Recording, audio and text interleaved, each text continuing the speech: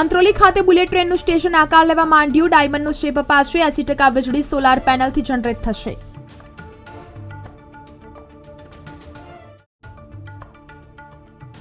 ટ્રેનો નિયમિત દોડશે. વાયર શિફ્ટિંગનું કામ પૂરું થતાં આજથી સુરતથી ટ્રેનો નિયમિત દોડશે.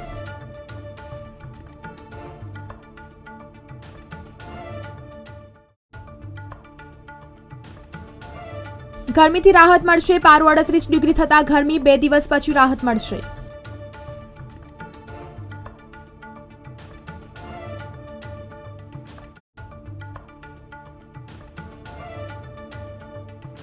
ધોરણ 11 અને 12માં 50% પ્રશ્નો ક્ષમતા આધારિત હશે. 2 વર્ષ પછી 70% થશે.